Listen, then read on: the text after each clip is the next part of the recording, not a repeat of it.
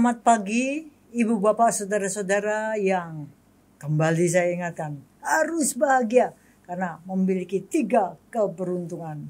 Yang pertama, harus bahagia karena beruntung terlahir di alam manusia, bukan di alam-alam rendah. Yang kedua, harus bahagia karena beruntung, kenal Dhamma sebagai petunjuk pedoman kehidupan. Dan yang ketiga, harus bahagia karena beruntung masih hidup, masih punya kesempatan untuk mengisi hidup ini dengan jasa kebajikan yang akan sangat bermanfaat kita bawa waktu kita pindah alam. Terimalah salam Dhamma dan Namo Buddhaya. Ibu bapak saudara-saudara, kita sampai di akhir bulan Februari. Seperti biasa, perundingan tentang Dhamma Desana kalau tiap bulan itu temanya apa? Kelihatannya kita sepakat untuk temanya Valentine. Karena Februari. Jadi berada di studio bersama saya seperti biasa pecinta Dhamma, sahabat Dhamma saya Ibu Susan, doktor, dan yang mendaulat dirinya sebagai moderator Adianto. Ya, gimana nih? Ya, Bu Lani, kita hubungkan pembicaraan kita dengan Valentine, tapi nanti kita kembang-kembangannya akan mengalir ya, saya pikir. Tapi saya mau kasih pembukaannya seperti ini. Valentine itu identik dengan kasih sayang. Katanya. Cuman kok saya dengar juga ketika dirayakan Valentine, kasih sayang itu, hari kasih sayang, bisa-bisa dengan segera bisa jadi konflik. Kenapa, Pak? Iya, ini ada cerita itu. Sepasang kekasih lah katakan ya. Yang perempuan berharap pasangannya, laki-lakinya nanti datang. Ini hari khusus, semua merayakan. Itu paling tidak bawa sesuatu ya, untuk mengungkapkan kasih sayang. Nah, bayangannya, ini menyenangkan. Iya, menyenangkan kalau nanti cowok saya datang bawa bunga gitu ya, dengan coklat. Nah, hari itu cowoknya itu saking sibuk kerja, lupa bawa sesuatu, lupa beli sesuatu. Nah, seperti rutinitas pasangan pada umumnya, disamperin perempuannya, melihat laki-lakinya tanpa bawa apa-apa, kecewa. Padahal itu harusnya kasih sayang. Nah, tapi karena cerdik, laki-lakinya bilang, aku antar kamu bawa beli bunga. Yuk. Tapi agak sulit di hari itu karena semua orang ternyata udah beli bunga, borong bunga. Disusurin jalan sepanjang yang biasanya jual bunga, udah nggak ada, ludes semua. Hanya bunga-bunga dekor, nggak mungkin dong ya bunga dekor dikasih. Lewat di satu simpang lagi, ada yang jual bunga. Ditawarkan, aku berhenti beli bunga. Makin emosi perempuannya. Karena yang ditawarkan bunga tabur. Nah, ini sebenarnya gimana sih orang kok saya katakan harusnya ada kasih sayang itu bisa segera jadi konflik. Nah, ini mari kita bicara relasi manusia yang sehubungan dengan kasih sayang ini seperti apa sih Bu kalau di pandangan Ibu di psikologi? Iya, jadi ini menarik ya. Kasih sayang itu lalu disederhanakan gitu. Direduksi maknanya itu menjadi simbol komoditas ya sebetulnya. Sehingga barang jual beli gitu ya, bahan jual beli. Sehingga kasih sayang yang sehari-hari itu ditunjukkan itu nggak dirasakan. Kayak terhapus oleh satu hari itu aja ketika saya tidak melakukan simbolisasi seperti yang menjadi norma sosial gitu ya. Nah, sebetulnya kan sangat disayangkan gitu. Mungkin ya kalau ini sepasang suami istri, kasih sayang yang ditunjukkan oleh suami atau istri dalam keseharian. Misal nih, si istri membangunkan suaminya secara rutin, itu kan sebetulnya kasih sayang. Istri yang membuatkan kopi suaminya, itu kan sebetulnya kasih sayang. Suami yang juga misalnya mencari nafkah untuk keluarganya, itu kan kasih sayang. Gitu ya. Lalu suami yang kalau lihat istrinya lelah, dia bantu nyapu gitu. Nah ini jadi nggak terlihat, digantikan oleh simbol coklat dan bunga gitu kan. Dan bunga ini menarik Pak, jangan yang tabur. Tabur itu mengharapkan kematian kan gitu Pak. Artinya bahkan bunga pun itu simbolnya beda-beda gitu ya. Dikasih bunga tabur itu kayak kamu udah nggak cinta lagi ya, kamu mengharap saya pergi dari dunia ini gitu. Nah ini menurut saya mengerikannya tuh esensi dari cinta itu sendiri dikalahkan oleh simbol jual beli gitu. Nah ini yang kita nggak sadar, lalu mengapa terjadi konflik, karena saya itu jadi melupakan tanda-tanda cinta dari orang di sekitar saya dalam setiap detik di dalam hidup saya. Kenapa saya harus menunggu Valentine 14 gitu 14 Februari setiap tahunnya, dan itu diwakili oleh coklat dan bunga. Enggak banget loh Pak. Saya itu merasa aneh kalau kita melihat ada orang yang misalnya hujan-hujan menjemput kita pakai mantel misal ya, karena nggak punya mobil, terus kita bersama-sama kehujanan. Ini tuh lebih dari coklat dan bunga menurut saya gitu. Tapi kenapa saya jengkel? Karena nggak dapet coklat. Aneh gitu menurut saya. Nah ini mengenaskan menurut saya ketika cinta manusia itu disederhanakan dalam bentuk barang. Dan yang paling untung itu adalah produsen gitu. Kalau tadi orangnya enggak senang karena tidak ada coklat. Itu karena anak perempuan ini bapaknya jual coklat. Ya, kalau itu malah saya maklumin Pak. Ya. Karena ini penghasilan, ya kan? Kok enggak ngelarisin bapak saya. Nah, ini yang menurut saya tuh menyedihkan ya. Jadi kita itu sekarang kesimbolisasi sehingga esensi yang keseharian itu nggak kita rasakan dan nggak kita syukuri. Ini yang menarik bagi saya. Dan jadi ini ya, kita sendiri jadi bagian dari komoditas. Nggak terasa juga. Nggak tahu. Dan kalau coklat habis nih Pak, misal seperti ceritanya Pak Adi, seluruh coklat di planet ini habis. Seluruh bunga di planet ini habis, kita bisa bunuh diri. Karena saya nggak bisa menunjukkan cinta, ngeri kan? Yang satunya di mana atau berharap kamu tunjukin. Dan anehnya lagi gini Pak, kesehariannya saya mungkin nggak peduli pasangan saya, kesehariannya saya itu mungkin nggak respect pasangan saya, tapi saya jadi berbunga-bunga dan merasa dicintai. Di hari Valentine saya dapat itu kayak kejelekan pasangan saya selama 1 tahun tuh hilang oleh coklat dan bunga. Menarik loh ini. Iya. Jadi bisa juga jadi penghapusan ini ya. Menghapus semua dosa dan kalau saya adalah tipe orang yang manipulatif, saya akan nggak perlu nunjukin sayang setahun, ntar tahun depan nunggu Valentine itu dia pasti merasa saya sangat sayang gitu. Iya. Kalau orang licik kan gitu Pak, saya nggak usah bersusah payah menunjukkan cinta setahun. Itu yang mana kasihan. Kalau saya lihat kasihan banget perempuan yang bisa digituin, kok mudah banget ya dia. Sekarang ini semua orang bisa digituin Pak. Itu ya. Karena saya enggak. Karena mudah ini ya, terpukau dengan simbol-simbol dengan ekspresi simbol. Dan merasa itu yang paling penting gitu. Nggak tahu bahwa itu tuh nggak esensial gitu. Ya. Mungkin pengusaha coklat papanya ngamuk. Nah kalau Bulani lihat sendiri, kan kita lagi bicara nih Valentine itu kasih sayang itu hubungan antar manusia. Sebenarnya hubungan antar manusia nih kalau dari pandangan Bulani yang ideal supaya tercipta harmonis, kebahagiaan. Satu hal dulu, saya tuh nggak pernah ngerti Valentine sampai saya jadi mahasiswa. Terus model itu ada Santo ya? Santo Valentino. Valentinus toh, tapi kita biasanya bilang Valentino gitu. Santo Valentinus. Dan itu dikaitkan dengan hari kasih sayang. Itu baru saya kenal waktu saya mahasiswa.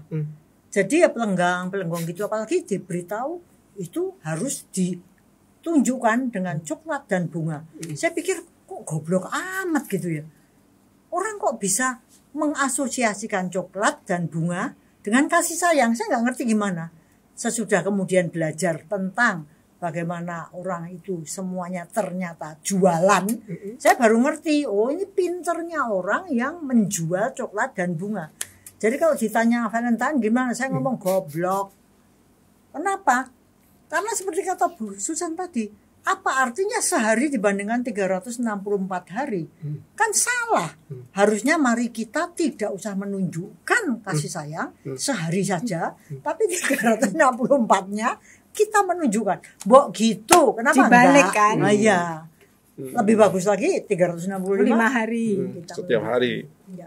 Tetapi memang kita ini orang-orang yang menurut saya udah pandangannya udah banyak keblinger gitu. Mohanya deludednya sudah terlalu kental sehingga kita nih kok ya bisa ya dimasukin ide ada hari kasih sayang. Itu kan aneh banget. Jadi sehari hari kasih sayang. Hari yang lain hari kebencian. Kan gitu jadinya. Maka mbok sudah kita ini kembali pada objektif reality itu loh. Yang objektif itu gimana toh? Ya tiap hari kita harus berbuat baik.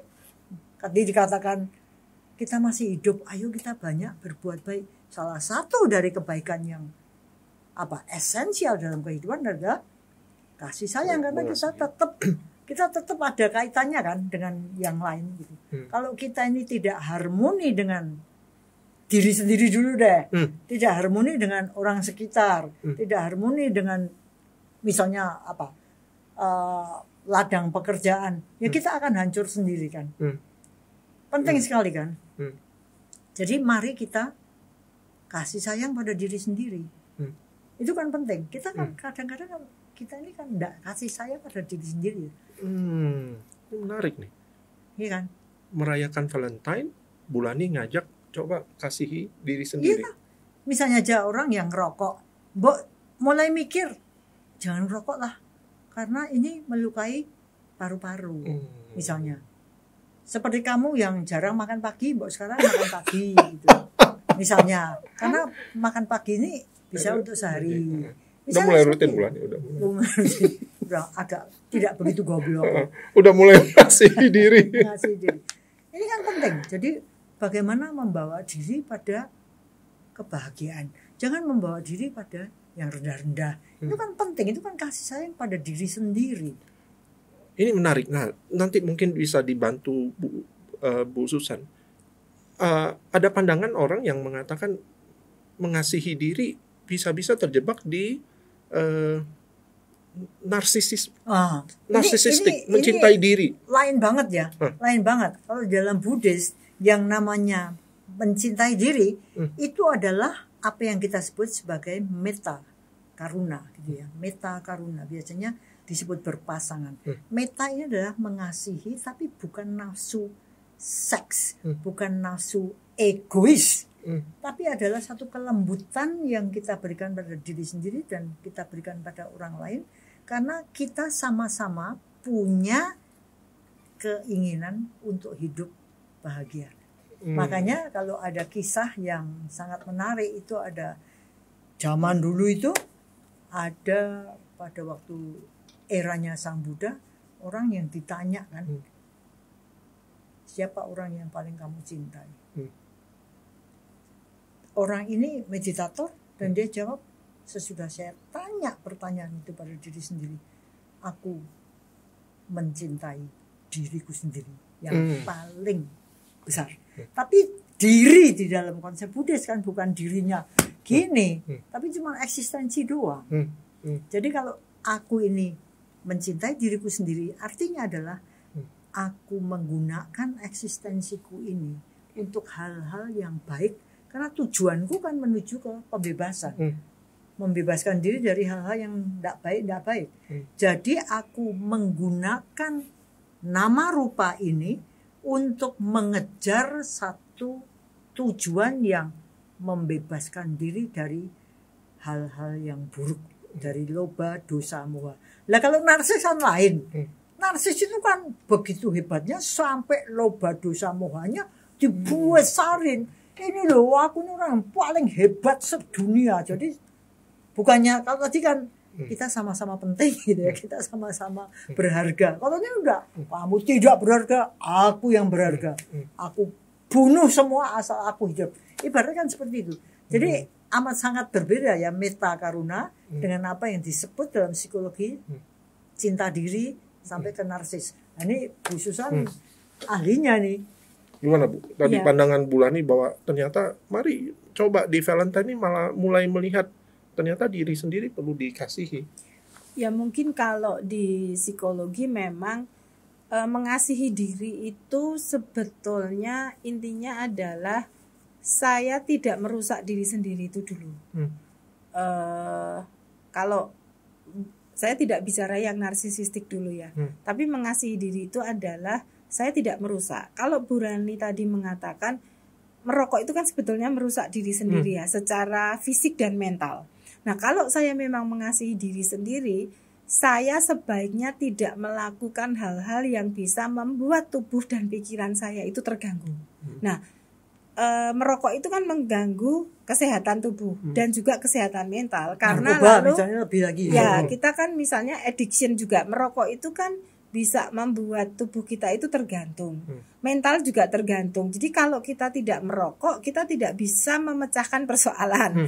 Kalau tidak merokok, kita tidak uring-uringan, tidak nyaman, tidak bisa berpikir. Misal, ini padahal kan merokok ini enggak sekali bernarkoba ya.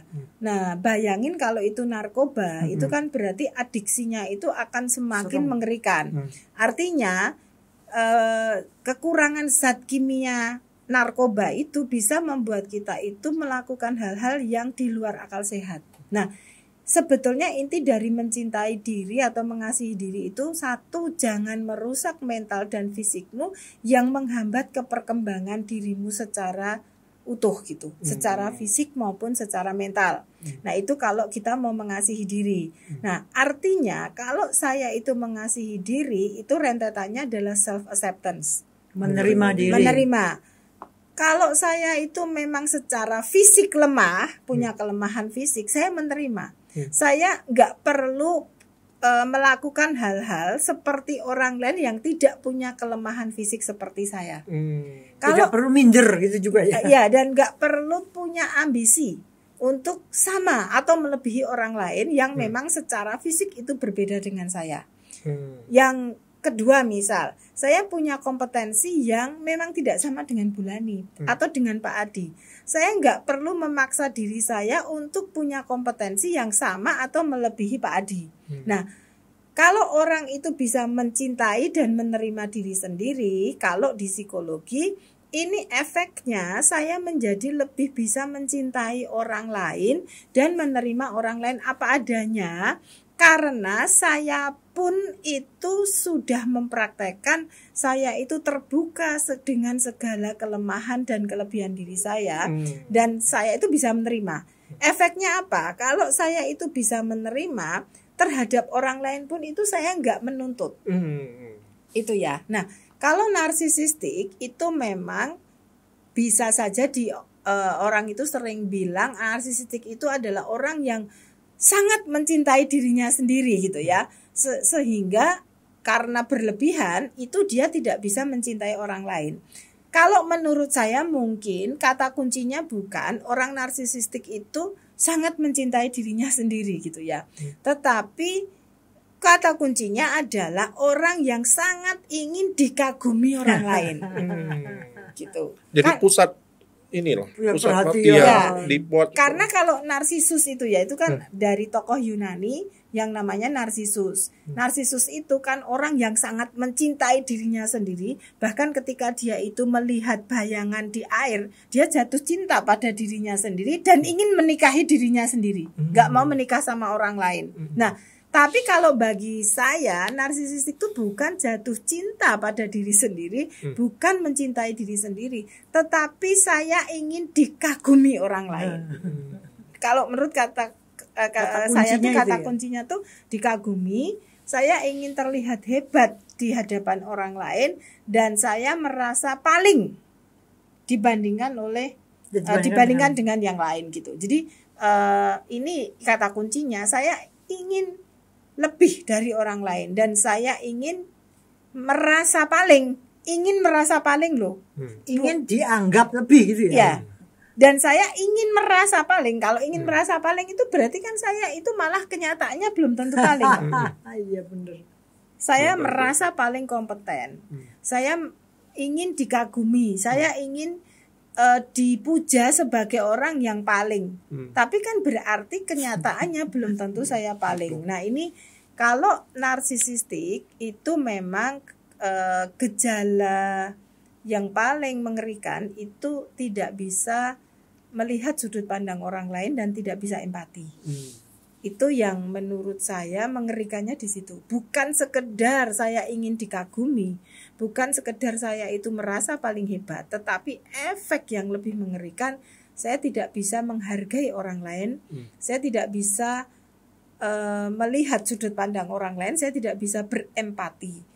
Dan ini yang membuat dia itu mengabaikan kesejahteraan orang lain. Karena yang dia pedulikan itu adalah kesejahteraan hidup saya sendiri. Nah, padahal kalau dalam Buddhism tadi, Bulani mengatakan kalau saya itu menyayangi diri sendiri, saya juga akan memperlakukan orang lain itu sebagai orang yang layak disayangi, dan saya membiarkan orang itu juga menyayangi dirinya sendiri. Nah, ini pada gejala narsisistik itu nggak akan terjadi. Jadi saya langsung ambil untuk jadi jauh kalau ketemu pasangan yang narsisistik, itu dia sangat butuh diperhatikan ya. Mudah nggak untuk memperhatikan ini orang narsisistik itu? Kayaknya kalau kita beliin coklat yang 300 perak kayaknya udah merasa ini nggak sih dia? Oh, aku sudah diperhatikan gitu. 300.000 atau 300 perak yang coklat itu, koin itu. Orang narsisistik itu dia yang penting itu butuh banyak pengagum, bukan sekedar dikagumi. Tapi problemnya dia butuh mengumpulkan jumlah juga. Nah, sehingga kalaupun itu saya sebagai pasangan hidupnya sungguh menyayangi dia, tapi bukan kagum loh. Saya menyayangi dia, mengasihi dia, tetapi tidak mengagumi, itu nggak berlaku bagi orang narsisistik. Nggak dianggap Nggak cukup itu. Karena bagi saya yang penting itu kekaguman kok, bukan kasih sayang. Jadi dia pasti merasa ada sesuatu yang belum terpenuhi. Iya, dan dia mencari dari orang lain gitu. Dan orang semacam ini itu kayak tidak bersyukur ketika diberi kasih sayang oleh orang lain, karena bukan itu yang dibutuhkan. Bu, kalau orang narsis pada hari Valentine, dia mau memberi apa dia pengen diberi? Kalau gini, intinya dia itu ingin diberi, karena semakin banyak orang memberi itu berarti menurut dia itu dia dikagumi banyak orang. Kalaupun dia itu memberi, itu pasti tujuannya itu untuk dikagumi. Maka misal saya akan mencari bunga yang langka, saya akan mencari coklat yang kemasannya wah, supaya ketika orang itu saya beri, dia tuh kagum dengan wow gitu loh. Bukan membuat orang itu happy karena saya memperhatikan, tapi lebih barang saya itu diomongin. Saya belum pernah loh dapat coklat kayak gini. Wah, seneng dia. Saya belum pernah loh dapat bunga kayak gini gitu ya. Nah, kalau pengen kasih bunga yang langka tuh bunga bangkai, Pak. Jarang sih. Daripada bunga tabur. Ya, jadi orang narsisistik itu memberi untuk saya, Bu, bukan untuk orang yang saya beri. Maka dia nggak akan beri yang ecek-ecek, Pak. Iya. Jadi pemirsa harus cek nih ya, nih pasangannya masing-masing tuh tipenya. Ada yang masuk ke kriteria yang barusan disampaikan Bu Susan nggak? Nah, kembali ke Bulani. Tadi kalau kita bahas bahwa yang kita coba gunakan momen Valentine ini mengasihi diri. Ketika sudah mengasihi diri, idealnya kita tuh mengasihi orang lain, pihak lain tuh yang seperti apa sih? Ya paling tidak pedomannya kan jelas ya. Jadi kalau saya ini tahu bahwa diri saya ini berharga, seperti juga setiap orang itu berharga juga, maka akan ada paling tidak ada rasa respect kan. Paling tidak ada saling menjaga kan. Saya kan nggak akan melakukan sesuatu yang saya nggak ingin orang lain lakukan kepada diri saya sendiri.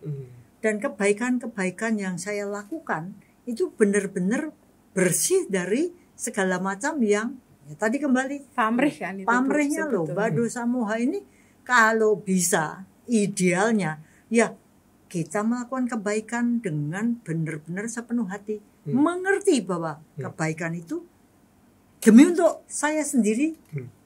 Apa yang saya tanam nanti ya saya tuai sendiri. Kalau setiap orang itu punya pandangan tentang hukum karma dalam hal ini, apa yang kamu tanam adalah apa yang kamu tuai, maka yang ada adalah harmoni. Setiap hari kita adalah hari Valentine. Setiap hari kita adalah hari Valentine. Karena kita ini benar-benar konsentrasi untuk melakukan kebaikan di dalam setiap relasi yang kita jalani, khususnya relasi dengan diri sendiri dulu. Makanya ada sesuatu yang kalau kamu butuh dicintai, ya cintailah orang lain. Itu kan agak aneh. Kalau kamu butuh dicintai, maka cintailah orang lain. Loh, aku aja butuh dicintai, aku suruh mencintai orang lain. Tapi bisa dia ngomong, loh, gimana kamu mau dicintai kalau kamu nggak pernah menanam mencintai? Ini juga, oh iya ya. Lah kok kamu tuh aneh.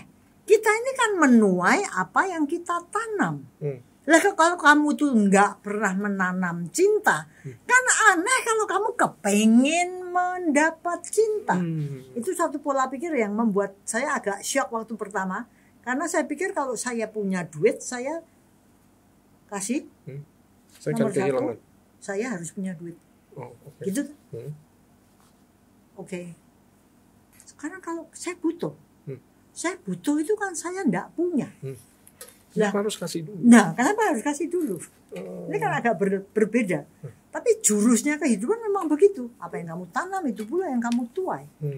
Jadi kalau kita kepengin orang itu mencintai kita, ya kita tanam dululah.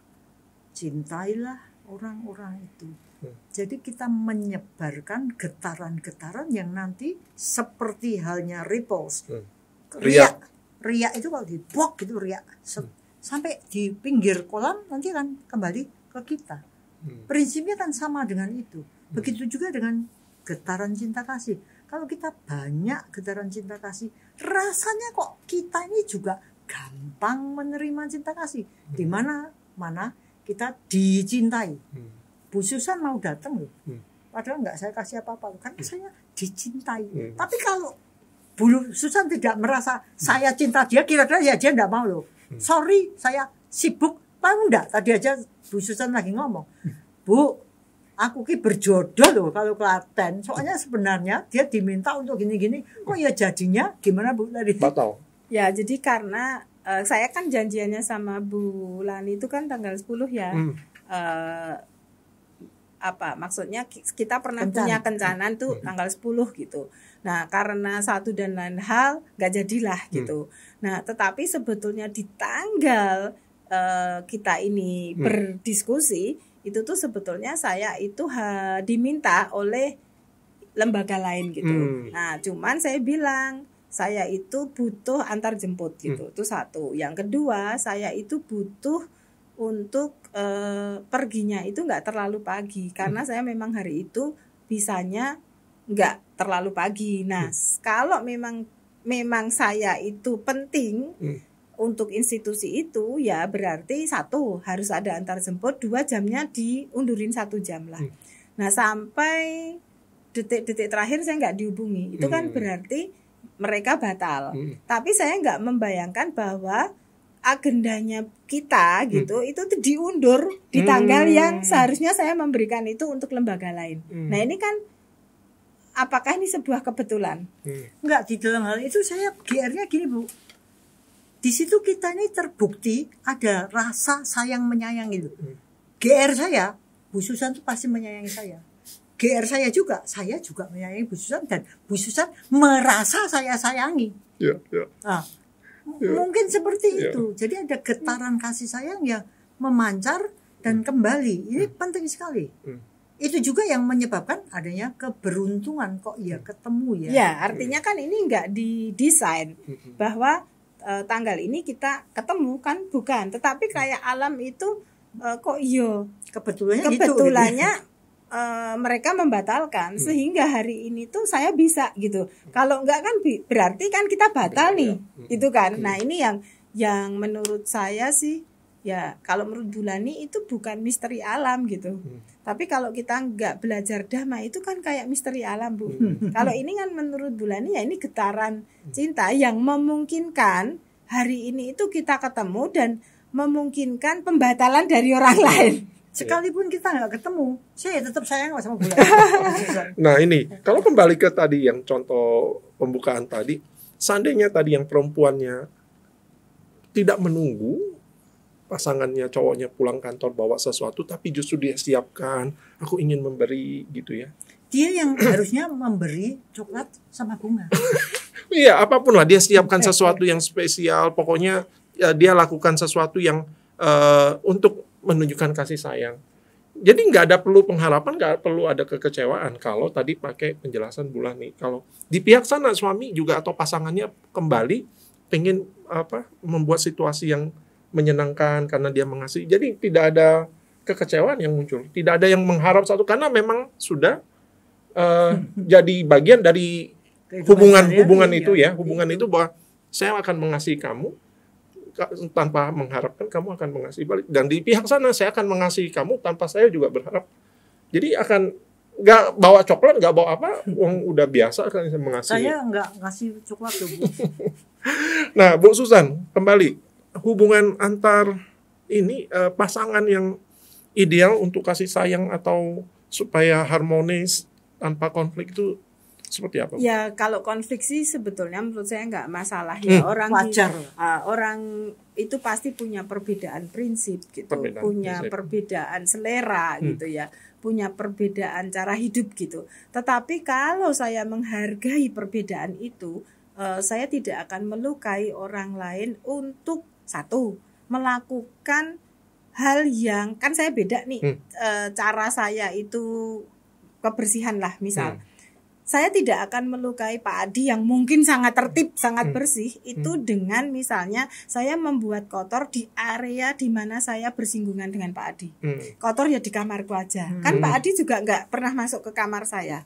Artinya kotor itu cukup untuk saya. Tetapi di area di mana saya bersinggungan, meja makan, itu kan bersinggungan, dapur. Saya akan mengikuti aturan bersama. Itu artinya kan saya itu menghargai Pak Adi, dan Pak Adi juga nggak memaksa saya untuk Bu Susan harus selalu membersihkan kamar. Karena sebetulnya kan di kamarku Pak Adi juga nggak terganggu, misal ya, menurut saya. Nah ini respect pada orang lain itu adalah cinta. Perbedaan itu nggak masalah gitu ya. Nah itu tetapi saya perlu respect. Artinya orang yang tidak bersih juga harus menghargai orang yang bersih. Saya nggak boleh mengatakan, nah kamu itu terlalu bersih gitu, sehingga saya seenaknya sendiri menggunakan kebiasaan saya gitu. Dan orang yang terlalu bersih tidak perlu sangat mengatur privasi saya yang sebetulnya nggak bersinggungan. Bahwa menasehati hidup bersih itu lebih baik, hidup bersih itu lebih sehat, itu adalah bentuk cinta kasih menurut saya. Karena memberitahu sesuatu yang benar. Tetapi kalau saya itu tidak mengikuti, ya nggak perlu sakit hati.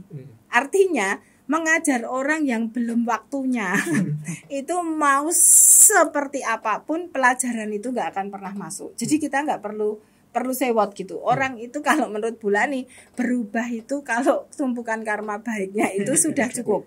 Artinya itu respect gitu. Artinya di dalam hidup dengan pasangan kita perlu respect gitu, bahwa setiap orang itu perlu dihargai, setiap orang itu perlu dicintai. Dan biasanya kalau saya mencintai orang lain itu saya tidak akan menggunakan cara saya untuk mencintai orang lain. Tidak menggunakan cara saya sendiri untuk mencintai orang lain. Tetapi saya akan mencintai orang itu seperti apa yang dibutuhkan orang itu.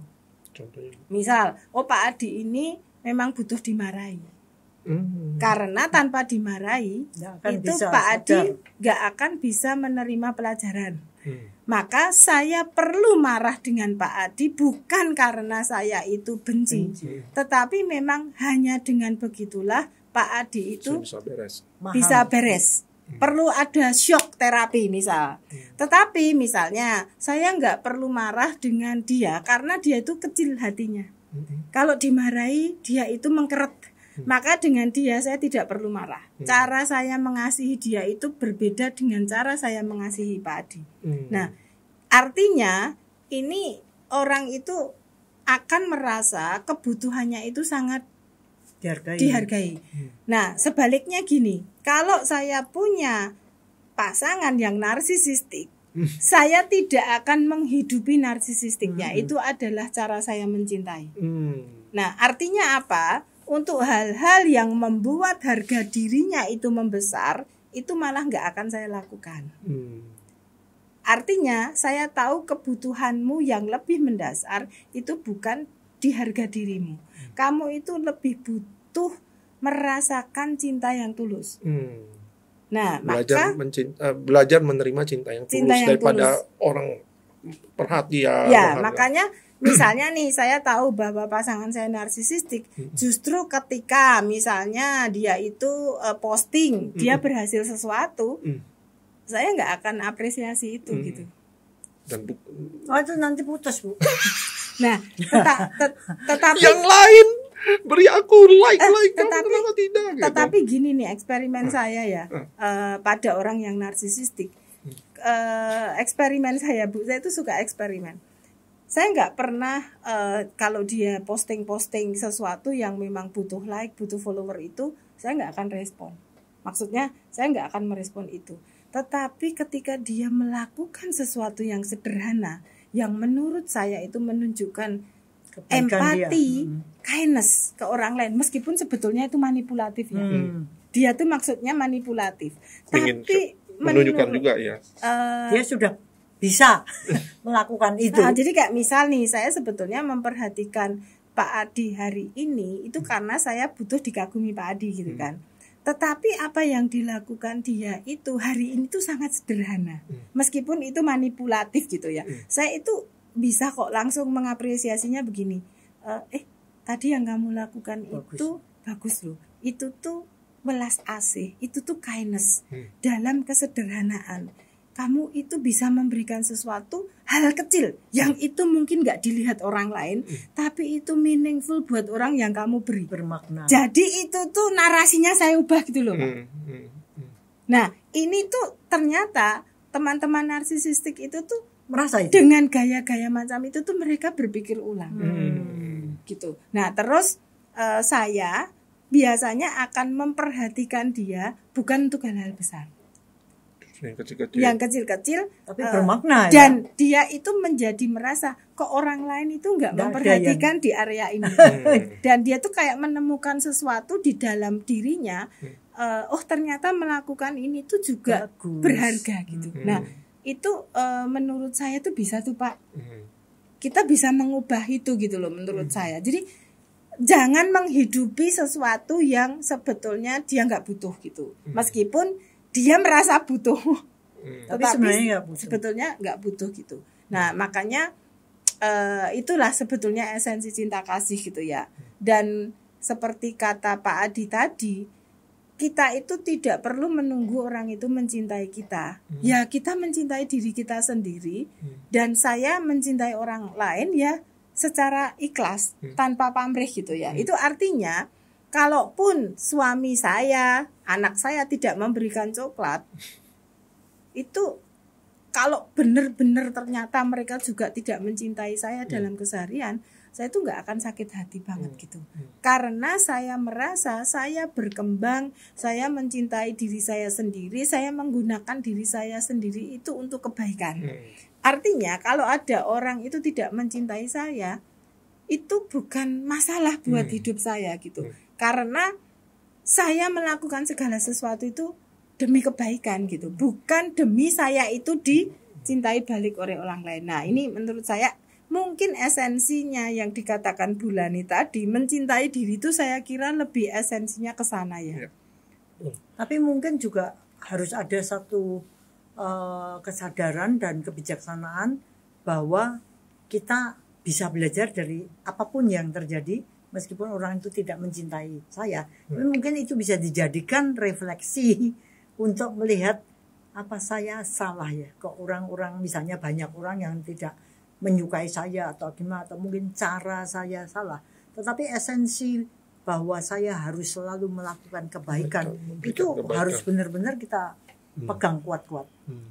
Makanya kalau ada, sebenarnya kalau saya kadang-kadang usil pada waktu ada pesta-pesta Valentine, itu saya biasanya ketawanya gini, orang-orang yang ini kelihatannya cantik-cantik, mulek-mulek, kelihatannya kaya raya, tapi di dalam mereka itu miskin, di dalam mereka itu menangis. Jadi mereka butuh sesuatu karena mereka unhappy, mereka nggak bahagia, mereka tidak merasa cukup, mereka kurang, makanya carilah permen coklat, carilah bunga tabur, carilah pesta sana pesta sini, carilah kesempatan untuk pakai semua itu sebenarnya menunjukkan kosongnya hati. Maka mungkin itu juga salah satu tanda tanya yang bisa kita pertanyakan pada masing-masing dari kita. Am I a happy person? Apakah aku ini seorang yang sudah cukup bahagia? Am I a loving person? Apakah aku ini cukup mencintai? Dan am I a loved person? Apakah ini aku cukup dicintai? Dengan cara begitu tidak lagi perlu ada pesta-pesta di mana kita menjadi komoditasnya orang yang jualan, dan hidup jadi lebih sederhana karena tidak mahal. Kira-kira gitu ya. Iya. Keren. Dan semoga Valentine ini jadi berbeda kalau kita sudah memulai dengan kesadaran yang seperti itu. Mulai dengan menyayangi diri sendiri terhadap orang lain, berikan. Dan jangan menjadi bahan komoditas. Jangan Sehingga komoditas. kita kerja terlalu keras untuk ingin-ingin yang di atas sana. Iya. Hidup apa adanya dengan happy dan menyayangi semua makhluk. Demikianlah ibu bapak saudara-saudara yang bisa kita berikan di momen bulan Valentine ini dengan satu pesan. Semoga semua makhluk berbahagia. Semoga kita mencintai semua makhluk. Semoga semua makhluk bahagia sekali lagi. Dan semoga yang terbaik datang pada kita semua. Sadu. Sadu.